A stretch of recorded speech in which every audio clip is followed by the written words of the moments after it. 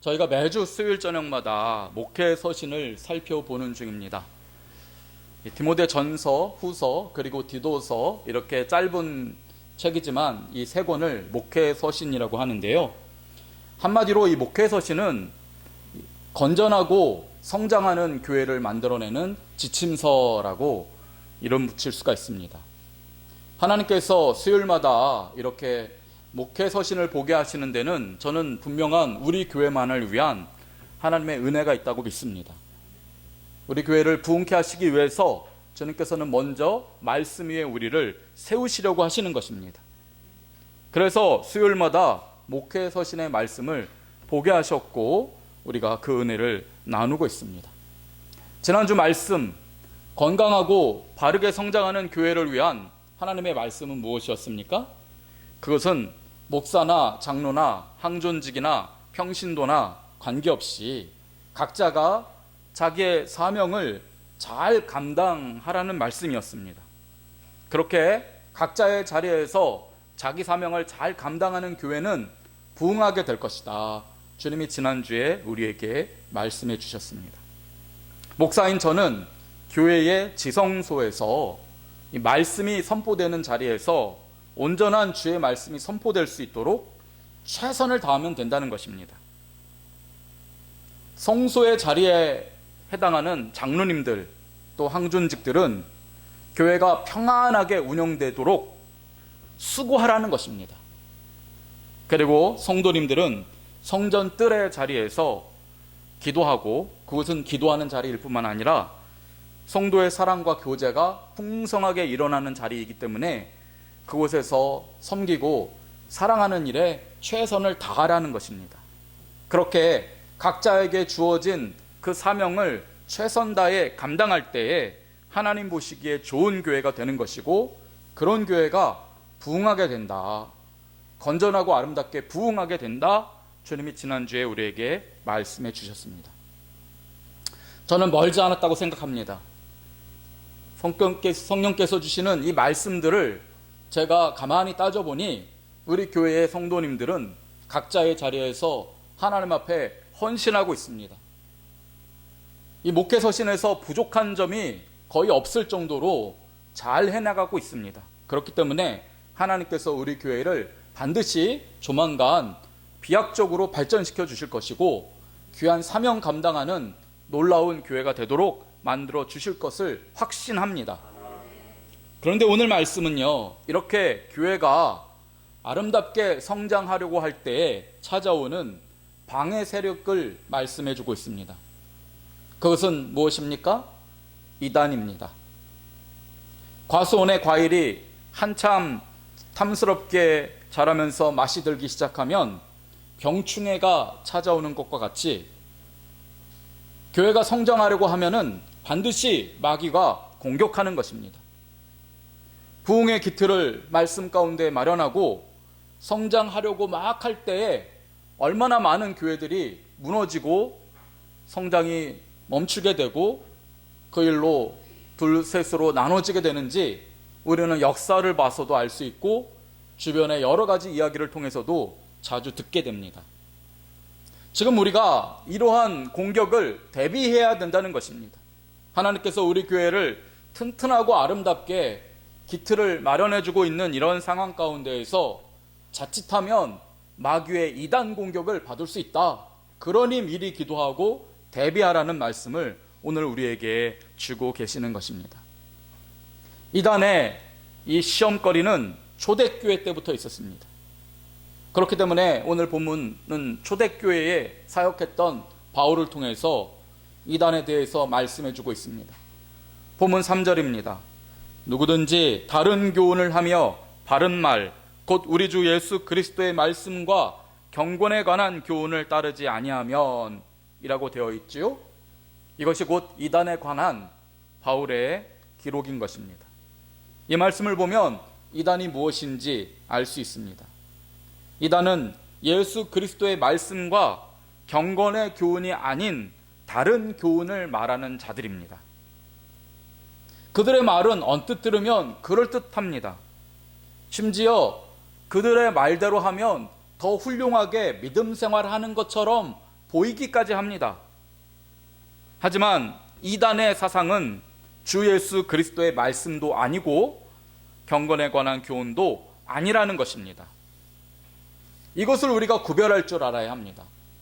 아무리 그럴듯해 보이고 심지어 더 거룩해 보이는 그런 이단의 그런 얄팍한 공격 앞에 우리는 흔들리지 말아야 한다는 것입니다. 본문 4절의 상반절은 그러면 이단은 무엇이냐? 이단의 실체를 다음과 같이 폭로합니다. 그는 교만하여 아무것도 알지 못하고 변론과 언쟁을 좋아하는 자라고 말합니다. 그렇습니다. 이단은 다만 교만한 자일 뿐입니다. 이단은 아무것도 알지 못하면서도 변론과 언쟁을 즐기는 그런 말쟁이일 뿐인 것입니다. 우선 이단은 교만합니다. 그들은 자신들이 진리의 참뜻을 안다라고 생각합니다. 그리고 남들은 자기만큼 모른다라고 생각합니다. 그러기에 교만한 자들이 이단인 것입니다. 초대교회 최대의 이단은 영지주의자들이었거든요. 영지주의자들이 그런 교만한 자들이었습니다. 영지주의는 말하자면 특별한 사람에게만 구원의 비밀을 알려준다라고 생각하는 사람들이었습니다. 그래서 영적인 지식을 가진 사람만 구원받는다, 그렇게 생각했던 것이 영지주의자들이고, 자신들은 그 지식을 갖고 있지만은 일반 성도들은 가지고 있지 않다라고 생각했던 사람들입니다. 그러니 얼마나 교만합니까? 자기들은 특별한 사람이고 남들은 이러한 지식이 없어서 구원받지 못한다고 저거 하면서 정죄했으니 얼마나 교만합니까? 하지만 성경은 그들에 대해서 뭐라고 말씀합니까? 그들은 아무것도 알지 못한다 말씀합니다. 원래 빈 수레가 요란하고 속빈 깡통이 더 시끄러운 법인 것입니다.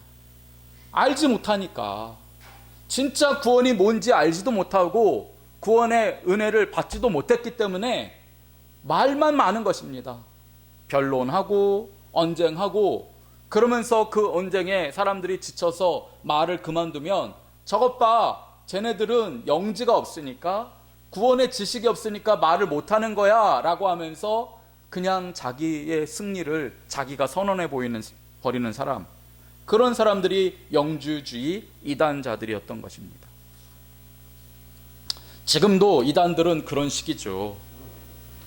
이단들을 보시면 아시겠지만은 그들은 성경 구절 몇 가지를 달달달달 외우고 와서 거기서 파생된 그릇된 궤변을 가지고 사람들 앞에서 나만 이런 거를 안다 하면서 설명해 준다고 합니다.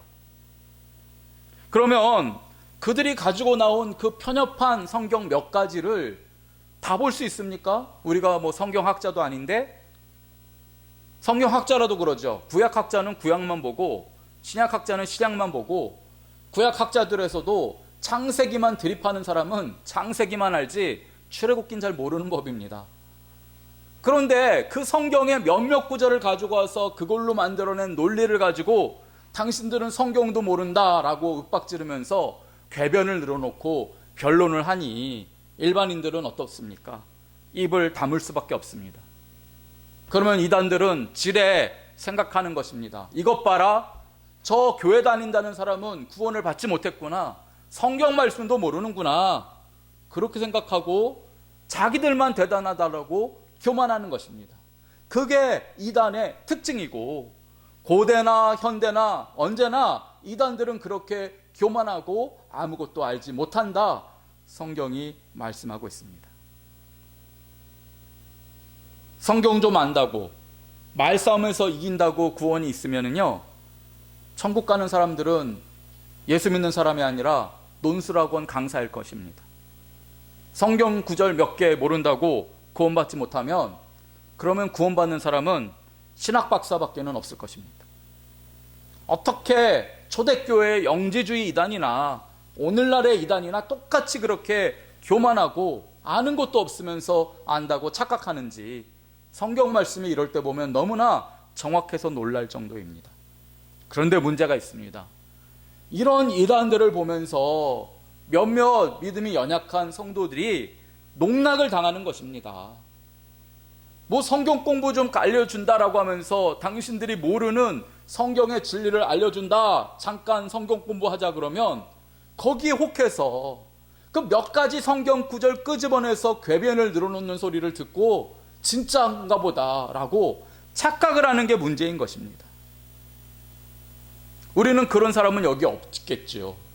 그렇지만은 그들을 쫓아가지 않는 사람들 중에도 현란한 그들의 말솜씨와 철저하게 연습된 그들의 주장을 능숙하게 늘어놓는 것을 들으면서 뭐라고 말합니까? 그래도 이단들이 우리들보다 성경 공부는 참 열심히 해. 전도도 우리보다 더 열심히 해. 아무튼 열심히는 해. 이단들은 그건 좀 인정해 줘야 돼. 그렇게 말하기도 하지 않습니까? 성도 여러분, 정말 그렇습니까? 그렇지 않습니다. 잘못된 열심은 차라리 가만히 있느니 못한 것입니다. 같은 이슬이라도 젖소가 마시면 젖이 되지만 독사가 마시면 독이 되는 것처럼 이단의 그 잘못된 열심은 수많은 사람을 지옥으로 끌고 가는 독이 되는 것입니다. 아무리 말을 잘하고 성경을 잘 아는 것 같아도 멸망의 독을 뿜어내는 것이 이단의 혀인 것입니다. 그래서 저는 이단을 가리켜 교회를 죽이는 암덩어리라 그렇게 부르고 싶습니다. 암덩어리가 우리 몸에 있으면은 음식을 먹어도 영양분이 그곳으로 가고, 암덩어리 붙어 있는 곳은 조직과 세포가 망가져서 기능을 못하게 됩니다. 그럼에도 이 암을 떼어내거나 줄여내지 못하면 어떻게 되죠? 간에 붙은 암덩어리가 커지면 간 기능이 죽습니다. 폐에 붙은 암덩어리를 떼어내지 못하면 폐 기능이 마비됩니다. 어떻든 간이 죽고 폐가 죽으면 사람도 죽는 것입니다. 이 암덩어리를 떼어내기가 여간 어려운 것이 아니라고 하죠. 현대의학으로도 암은 정복하지 못했습니다. 왜냐하면 이 암세포는 건강한 세포와는 달리 계속 분열하고 증식을 해도 노화 현상이 일어나지 않는다고 합니다. 끝없이 증식하는 것입니다. 그러면서 주변에 있는 건강한 세포를 비정상 세포로 만들어 버립니다. 정상적인 작동을 하지 못하고 나쁜 작용을 하는 세포로 물들이는 것입니다. 가만 보면 이단도 마찬가지입니다. 이단은 계속해서 잡초처럼 늘어납니다. 끝없이 늘어납니다. 어디에든지 이단의 생각들은 만연해 있습니다. 그리고 이러한 이단이 하는 말을 옆에서 아무 생각 없이 듣다 보면 나도 모르게 정상적인 믿음에서 벗어나게 되는 것입니다. 갑자기 가정을 버리고 싶어지고, 교회를 비난하고 싶어지고, 목사가 성경을 잘못 가르친다고 생각하게 만들어버리는 것입니다. 그리고 일반 교회에는 구원이 없다고 생각하게 만들고, 급기야 기존 성도들을 이끌고 나가버리게 만드는 것입니다. 그것이 암덩어리 이단에 물든 사람들의 현상인 것입니다. 이단이 하는 말을 들어보면 그들도 하나님을 믿는다고는 말합니다. 그들도 나는 예수님의 제자라고 말합니다. 심지어 그들도 예수님의 십자가를 의지한다라고 하기도 하고, 되려 우리에게 묻기를 당신은 성령 받았습니까? 당신은 언제 구원받았습니까? 하는 도전적인 질문을 던지기도 합니다. 하지만 이단이라는 말 자체가 무슨 뜻입니까? 끝이 다르다는 말이 아닙니까? 그들은 겉으로 볼 때는 참 믿음직한 말을 하는 것 같은데, 그들이 하는 말을 조금만 더 들어보면 우리가 믿는 믿음과는 끝이 완전히 다른 것을 알 수 있게 됩니다.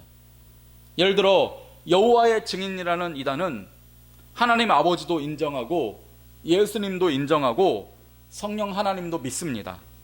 그래서 우리가 믿는 하나님을 그들도 믿는 것처럼 언뜻 생각이 되지만, 그들이 믿는 하나님은 삼위일체의 하나님이 아닙니다. 그들은 예수님을 하나님이 창조하신 인간 중에 가장 위대한 분이라고 봅니다. 예수님을 하나님이라고 생각하지 않습니다. 그래서 예수님이 부활하실 때에 예수님의 육체가 부활한 것이 아니라 영혼만 달랑 부활했다, 그렇게 믿고 있습니다. 겉으로 볼 때는 하나님을 믿는 것 같아요. 그런데 더 들어보면 우리의 믿음과는 완전히 다른 믿음을 가지고 있습니다. 예수님은 어떤 분이십니까? 참 하나님이시며 참 인간이십니다. 예수님이 참 하나님이며 참 인간인 것 둘 중에 하나를 포기하면 그것이 이단인 것입니다. 여호와의 증인이 예수님을 인간으로만 믿는다고 한다면 반대로 예수님이 인간이라는 사실을 믿지 못하는 이단도 있습니다. 그 이단은 제7일 안식일 예수 재림교입니다. 안식교라고 하죠. 이들은 예수님의 십자가 은혜가 우리의 모든 죄를 말끔히 씻어주셨다는 사실을 믿지 않습니다. 그렇기 때문에 예수도 믿어야 하지만 구약의 율법도 지켜야 한다. 그래서 돼지고기도 안 먹고 여러 가지 구약의 율법을 지키죠. 우리는 어떻습니까? 우리는 예수님을 통하여 구원을 받았고 영생을 얻었다라고 굳건하게 믿습니다. 왜 그것이 가능합니까? 예수님께서 우리를 위해서 생명을 주셨는데 그렇게 우리에게 생명을 주신 이 예수님이 참 하나님이실 뿐만 아니라 참 인간이라는 사실을 우리가 믿기 때문인 것입니다. 예수님은 하나님이십니다. 그렇게 우리를 죽음의 권세에서 건져주실 수 있습니다. 만약 예수님이 단지 인간이라면 지옥의 구렁텅이에 빠진 우리를 끄집어낼 수 없습니다. 물속에 빠진 사람이 어떻게 자기 머리를 끄집어낸다고 스스로 일어날 수 있겠습니까? 단지 예수님이 인간이기만 한다면 우리를 저 멸망 가운데서 건져낼 수 없는 것입니다. 또한 예수님은 참된 사람이시기도 합니다. 2000년 전 이 땅에 오신 우리 주 예수님은 우리들이 당하는 무거운 짐과 질병의 고통과 슬픔을 당신께서도 경험하셨습니다. 그렇기 때문에 우리가 당하는 시험과 유혹 때문에 무너져 있는 우리를 진정으로 위로하실 수 있고 죽음 가운데 빠져들어가는 우리를 위하여 진정으로 사랑하실 수 있는 그런 유일한 분이신 것입니다. 이단의 주장대로 예수님이 참 하나님이며 참 인간이 아니시라면 우리를 위해 십자가에서 죽으시고 부활하셨다는 그 말도 사실일 수가 없는 것입니다. 왜 그렇습니까? 만약 하나님이기만 하시다면 하나님은 죽지 않으시는 분이시기 때문입니다. 그렇기 때문에 예수님이 하나님이시기만 한다면 십자가에서 예수님이 죽었다는 것은 진짜로 죽은 것이 아니라 이단들의 주장대로 죽은 척 한 것밖에는 될 수 없는 것입니다.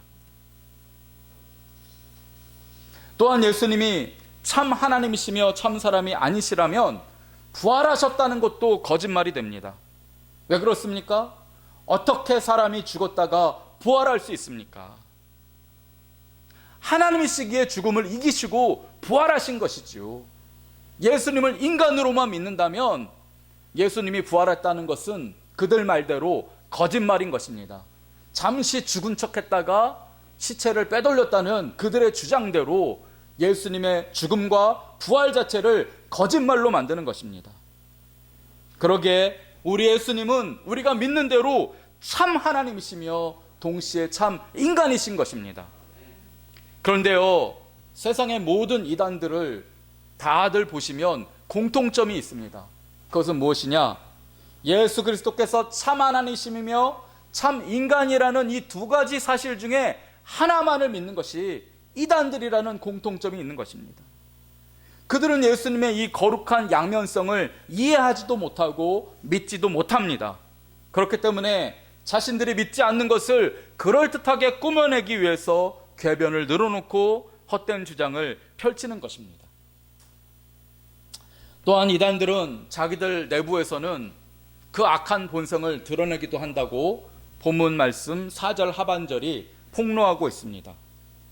투기와 분쟁과 비방과 악한 생각이 나며 마음이 부패하여지고, 그렇습니다.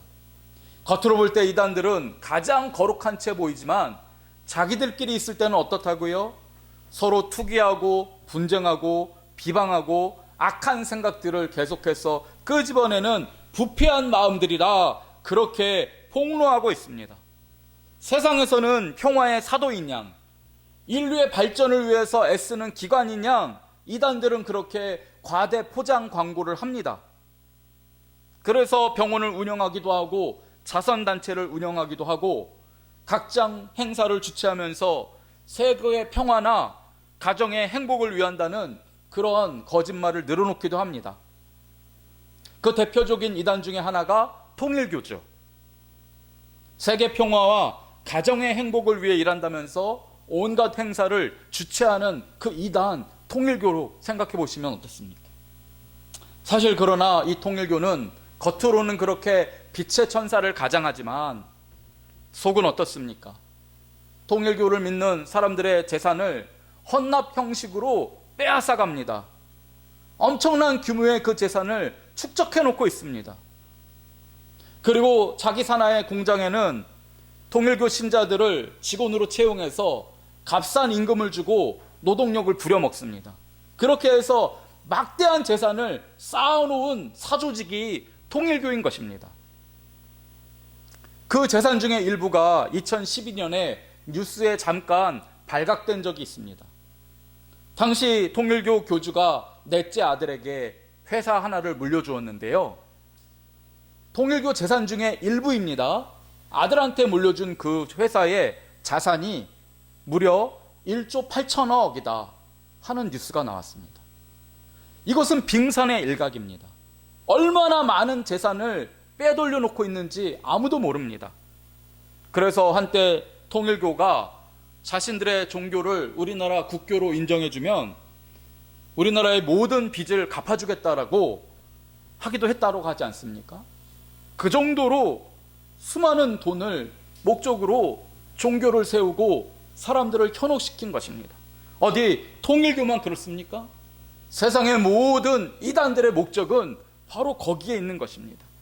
과연 성경 말씀대로입니다. 겉으로는 빛의 천사를 가장하지만 자기들끼리는 끊임없이 투기하고 분쟁합니다. 지금도 통일교의 교주가 확실하지 않죠? 아들과 어머니가 교주 자리를 놓고 다툼하고 있습니다. 치열하게 싸우고 있는 중입니다. 끊임없이 자기들끼리는 분쟁하고 비방하고 투기하지만은 사람들 앞에서는 경건한 체 하면서 그 경건을 팔아서 자기들의 입속을 챙기는 자들, 그들이 성경이 말씀하는 이단인 것이며 과거에도 그랬고 오늘도 바로 그와 같은 일을 하고 있는 것입니다. 그래서 본문의 마지막 구절인 5절 하반절을 보면 다음과 같이 기록되어 있습니다. 그들은 경건을 이익의 방도로 생각하는 자들이라 말씀하고 있습니다. 이단의 궁극적인 목적은 구원이 아닙니다. 진리를 추구하는 것이 아닙니다. 그들은 진리를 잃어버린 자들입니다. 그들은 자기 속에 진리가 없다는 것을 압니다. 그럼에도 불구하고 자신들이 유일하게 진리를 수호하는 자들인 양 사람들을 속이고 그 대가로 막대한 돈을 착취하려고 그 짓을 하는 것입니다. 이것을 우리가 몰라서는 안 됩니다. 이단은 아깝지만 참 착한 사람이라고요? 이단들은 그래도 뭔가 그럴듯한 일을 한다고요? 천만의 말씀입니다. 그들의 목적은 그것이 아니라는 것이에요. 초대교회의 이단인 영지주의에는 마르키온파와 몬타누스파라고 하는 큰 두 파로 나뉘어져 있습니다. 그 중에서 마르키온이라는 사람은 어떤 사람이냐? 간음으로 교회에서 치리를 받고 출교를 당한 사람입니다. 이 사람이 로마로 건너가서 영지주의자인 세르도라는 사람을 만나서 영지주의를 받아들이고 다음에 온 세상 교회들을 공격하는 이단을 퍼뜨립니다. 이 마르키온이라는 사람이. 근데 여기에 나오는 이 세르도라는 영지주의를 가르쳐준 이 사람이 성경과 관련되어 있습니다. 사도행전 8장을 보시면 시몬이라고 하는 한 마술사가 등장합니다. 그는 사마리아 성에서 유명 인사였습니다. 원래 마술이라는 것은 오늘날 어떻습니까? 정교한 속임수를 가지고 이 손기술을 가지고 사람들을 속이면서 그것을 통해서 그 정교한 기술과 트릭을 가지고 공연해주고 돈을 버는 사람들이 마술사이지요. 하지만 고대에서는 마술사가 그런 일을 하지 않았습니다. 마술사는 마치 자신이 신과 통하는 신통한 능력이 있다라고 사람을 속이면서 눈속임을 통해서 막대한 돈을 축적했던 것입니다. 그런데 사마리아 성에 빌립이라고 하는 하나님의 전도 사명을 맡은 사람이 등장합니다. 빌립은 성령 충만한 자였습니다. 그래서 빌립이 말씀을 전할 때마다 눈먼 사람들의 눈이 떠지게 되었고, 안진뱅이들이 일어나게 되었고, 귀신들이 달아나게 되는 진짜 하나님의 능력이 드러나게 되었습니다. 이것을 보고 시몬이 크게 당황합니다. 자신은 가짜로 눈속임을 통해서 하나님과 통하는 척 했는데 이 빌립은 진짜 그런 것입니다. 알고 보니 빌립은 성령 충만한 자였습니다. 그래서 마술사 시몬이 어떻게 했는 줄 아십니까? 사도들을 찾아갑니다. 많은 재산을 사도들 앞에 뇌물로 주면서 나도 성령 받게 해달라고 합니다. 성령 받고 나도 기도하면 귀신이 달아나고 병든 자가 일어나는 그런 능력을 갖게 해달라고 그가 말할 때에 베드로가 시몬에게 한 말이 있습니다. 네가 성령을 돈 주고 사려고 하느냐? 네가 가진 은과 금으로 망하리라 말씀한 것입니다.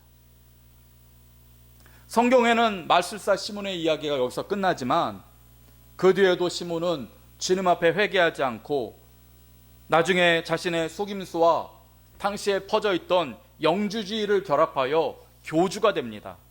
그리고 그의 제자 중에 한 사람이 세르도이며, 세르도를 만난 마르시온이 온 세상 교회를 공격하는 이단을 퍼뜨린 이단의 최고 교주가 된 것입니다. 여러분, 이와 같은 역사적인 사실들과 그리고 오늘 바울이 성경에서 이단에 관한 말씀을 근거를 두고 저는 이단이란 무엇인지를 제 나름대로 다음과 같이 정의 내리게 되었습니다. 잘 들어보십시오. 이단이란 예수 그리스도의 생명을 잃어버린 사람들의 마음이 썩어져서 자기들끼리는 투기하고 분쟁하고 비방하면서도 사람들을 대상으로는 경건한 체하며 막대한 돈을 챙기는 집단이다. 저는 이것을 이단으로 봅니다. 다시 말씀드릴까요? 이단이란 예수 그리스도의 생명을 갖지 못한 사람들의 마음이 부패하여서 자기들끼리는 싸우고 투기하지만 겉으로는 사람들에게 경건한 체하면서 돈을 벌어들이려는 그런 이익 집단이다. 그게 이단의 정체인 것입니다. 여러분, 우리는 이러한 이단을 좋게 생각해서는 절대로 안 됩니다. 우리 교회가 부흥하고 진리의 털을 잡고 하려고 하는 이때에 이단이 우리를 공격할 수 있습니다. 그러나 우리 교회는 이단이 발걸음조차 내밀지 못하도록 뜨겁게 기도하고 경계해야 할 줄을 믿습니다. 데살로니가전서 5장 22절, 악은 어떤 모양이라도 버리라 말씀합니다. 이단은 화려해 보이고 그럴듯해 보이지만 먹으면 죽는 독버섯과 같습니다. 명백한 악입니다. 선하고 순수한 모습을 하고 있지만 썩은 영혼의 소유자들이며 돈을 밝히는 욕심쟁이며 넘어간 사람들의 영혼까지 망치는 암덩어리인 것입니다. 그 악은 어떤 아름다운 모양을 갖췄더라도 가까이에서는 안 되는 것입니다. 그 대신 우리가 해야 할 일이 있습니다. 그것이 무엇이겠습니까? 날마다 하나님의 말씀을 깊이 보고 깊이 생각하고 진리가 무엇인지 우리 스스로 분별할 수 있는 경건의 실력을 갖추는 것입니다. 이것만이 이 혼탁해져가는 세상 가운데서 진리를 지킬 수 있으며 등불되는 교회를 더욱 밝힐 수 있으며 잃어버린 세상 가운데서 하나님의 백성들을 찾아낼 수 있는 유일한 비결인 줄을 믿습니다. 여러분, 오늘 각종 자료에 의하면 과학과 의학이 발달한 오늘날 사람들이 종교를 더 멀리할 것 같이 보이지만은 자료에 의하면 오히려 정반대 현상이 일어나고 있습니다. 이 팍팍하고 어두운 세상을 살아가는 사람들의 마음이 더욱더 절대적인 것에 의지하려 한다. 그러한 일들이 통계적으로 지금 드러나고 있습니다. 영적인 일에 대한 관심은 초대교회 때나 지금이나 마찬가지라는 것입니다. 아니, 오히려 더 이 메마른 영혼 가운데 누군가가 나를 붙잡아 주기를, 누군가가 나를 인도해 주기를 원하는 그런 사람들의 간절함은 날이 갈수록 더한다는 것이 통계의 현실인 것입니다. 그러나 여러분, 통계는 또 말합니다. 사람들이 영적인 것에는 점점 더 관심을 갖지만 예수 그리스도께로 돌아오는 일들은 점점 적어진다는 것입니다. 그들이 대신에 무엇을 찾는 줄 아십니까? 무당을 찾습니다. 무슨 법사를 찾아갑니다. 정치가들이 선거 때마다 찾아가는 사람은 목사가 아니라 무슨 법사입니다. 구슬합니다. 그리고 이러한 어두운 세상 가운데서 통계를 또 보니 이단들은 창궐하는 중이라고 합니다. 최근에 우리 교단에서 이단 자료집이 나왔는데 거길 보니까 기존의 큰 이단인 여호와 증인과 안식교는 물론 번창하고 있고요. 요즘에는 동성애를 옹호하는 퀴어 신학이라고 하는 신종 이단이 등장했다고 합니다. 그래서 신학교의 학생들조차 이 퀴어 신학을 따라서 동성애를 옹호하고 여러 가지 이단적인 사상들을 받아들이고 교수까지 공격하고 교회의 목사까지 공격하는 그런 일들이 있다고 합니다. 그리고 중국에서 넘어온 신종 이단인 동방번개라고 하는 이단이 지금 엄청나게 급속도로 발전하고 있는데 참 안타까운 일들이 많이 있습니다.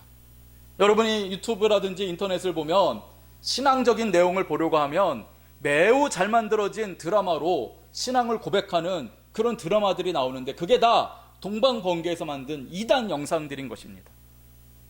얼마나 많은 사람들이 이런 것에 넘어가고 자신의 영혼을 멸망 가운데로 내던져 주고 있는지 모릅니다. 이러한 교회, 이러한 때에 이 자리에 나오신 우리 삼성의 성도님들은 더욱더 하나님의 말씀 위에 굳건하게 서시기를 간절히 바랍니다.